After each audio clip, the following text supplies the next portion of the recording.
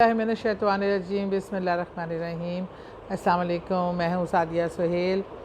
अच्छा जी, मैं आज बैठी हुई थी तो मुझे, क्योंकि हरम को बार बार हम देख रहे हैं, उम्रा लोग अदा कर रहे हैं, उस मुबारक जगह को देख रहे हैं, खुश नसीब वहाँ मौजूद हैं, मस्जिद नबी में मौजूद हैं। तो मुझे एकदम से याद आया, जब मैं उम्रे पे गई तो मैं हरम शरीफ में थी। वहाँ नमाज के बाद ना जनाजे अक्सर आ जाते हैं, हर नमाज के बाद कोई का जनाज़ा होता है और वो उसमें मर्द और ख़वातीन सब मिल के ही नमाज जनाज़ा पढ़ते हैं। और मैं सोच रही थी कि यार कितने खुश नसीब लोग हैं जिनका जनाज़ा हरम में पढ़ा जाता है और इतनी बड़ी तादाद में पढ़ा जाता है, और वो कितने खुश नसीब और ईमान वाले हैं। अल्लाह ताला, ये किस्मत किसी किसी की होती है। तो वो वहाँ के जो लोकल पाकिस्तानी काम करने वाले हैं, जो वहाँ पे साल हाँ साल से बस रहे हैं, तो ऐसी बात हुई, उनसे सलाम दुआ हुई, उन्होंने मुझसे पूछा क्या पाकिस्तानी हैं, और इस तरह बातचीत शुरू हुई। तो मैंने कहा कि जनाजे कितने, मैं जनाज़ों के हवाले से पूछी थी कितने आते हैं, या कोई पाकिस्तानी का भी आता है या इस तरह करके। तो उन्होंने कहा जनाजे इस तरह आते रहते हैं, जिसका भी आए मतलब जनाजा पढ़ा जाता है। फिर एक बात, उन्होंने एक वाक़या मुझसे शेयर किया जो बहुत ही दिल दहला देने वाला वाक़या था। तो मैं आज आपसे इसलिए शेयर कर रही हूँ कि मैं समझती हूँ हम सब की नॉलेज में, और ये सबका ईमान को ताज़ा करने के लिए और अल्लाह का खौफ पैदा करने के लिए इस तरह के वाक़यात हमें ज़रूर समझना और सुनना चाहिए। उन्होंने बयान किया कि यहाँ कुछ साल पहले बताया मुझे कि एक शख्स का जनाज़ा आया, अभी हरम में नहीं रखा था, अभी हरम के बाहर ही वो जनाज़ा उतारा ताकि लोग इकट्ठे हो जाएं, फिर उसको इकट्ठा करके अंदर लेके जाएं हरम में नमाज जनाज़ा के लिए। और बहरहाल उन्होंने जनाज़ा उतार दिया। अब जब लोग इकट्ठे हुए और अंदर जाने की नीयत से जनाज़ा उठाने लगे, तो जनाज़ा इतना भारी हो गया कि इतनी ज़्यादा तादाद में भी लोग जनाजे को हिला नहीं पा रहे थे, उठा नहीं पा रहे थे। तो माजरा समझ ही नहीं आ रहा था कि ये क्या है। हर हरबा इस्तेमाल कर लिया, तो जनाज़ा था कि उठने का नाम ना लेता था।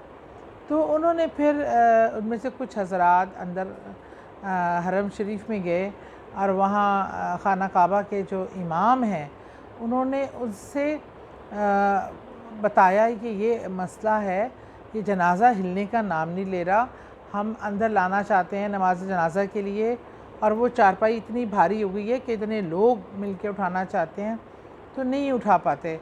तो उन्होंने फरमाया इस आदमी का बैकग्राउंड क्या है, ये कौन है, कहाँ से आया है, और उनकी फ़ैमिली में से शायद किसी को बुलाया गया। तो उन्होंने कहा कि जी ये शख्स सऊदीया का तो नहीं है, पर 40 साल से सऊदीया में रह रहा है, यहाँ बिज़नेस है इसका ठीक ठाक, वेल ऑफ। लेकिन उन्होंने कहा तो मुझे बताओ कि इसने कितने हज और उम्रे किए। उसके बेटे ने बड़ा शर्मसार सा होके कहा कि मैं आपसे झूठ नहीं बोल सकता, इन्होंने 40 साल में कभी कोई हज और उम्रा नहीं किया। साहिब हैसियत थे, हरम के पास रहते थे। उन्होंने कहा अच्छा कभी चलो दुआ के लिए आए होंगे या वो सलाम फेरने आए होंगे, कुछ इस तरह। उन्होंने कहा नहीं, कभी भी उन्होंने ना दुआ के लिए हाज़िरी दी, ना सलाम करने के लिए। तो वो एकदम सोच में पड़ गया। फिर उसके बाद के मैं भी हैरान था कि ऐसे कैसे हो गया। अब मुझे समझ आया है कि 40 साल यहाँ रहने के बावजूद जो शख्स हरम में दाखिल ही ना होया, ना कभी सलाम के लिए, ना कभी उम्रे के लिए, ना कभी हज के लिए, ना कभी नमाज के लिए, तो ये कैसे मुमकिन है कि अल्लाह मरने के बाद उसके जनाजे को इजाज़त दे दे और वो ये शर्फ़ हासिल कर ले कि उसका जनाजा खाना काबा में पढ़ा गया। तो उन्होंने फरमाया कि आप ऐसे करें कि अब वापसी की नीयत के लिए इसको उठाएं और उसको ले जाएं यहाँ से वापस, कि यहाँ नहीं इसके नमाज जनाजा हो सकती। बहरहाल अज़ीज़ो कारब ने बड़ा रोए धोए कहा कि आप कुछ मामला रहम फरमाएँ। तो उन्होंने कहा ये मेरा मामला नहीं है, ये अल्लाह का मामला है, तो इसलिए आप वापसी की नीयत से उठाएं, मैं इजाज़त नहीं दे सकता जिसको अल्लाह ना इजाज़त दे रहा हो। तो फिर वो जब सब बाहर गए तो उन्होंने कहा कि हमने ये सब देखा अपनी आँखों से कि उन्होंने बाहर की नीयत की, उठाया, जनाजा फ़ौरन उठा गया। तो फिर जनाजे को लेके वो लोग चले गए और उन्हें कहीं और दफनाया।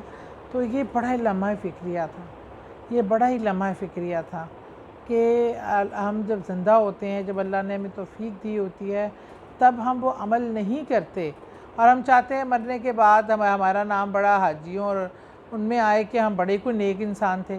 जो दुनिया में हम अमल करते हैं, दुनिया में हम वो करते हैं, उसका हमें दुनिया और आखिरत दोनों में उसका सामना करना पड़ता है। तो अपना ख्याल रखिए और कोशिश कीजिए कि अल्लाह के बताए हुए रास्ते पे चलें।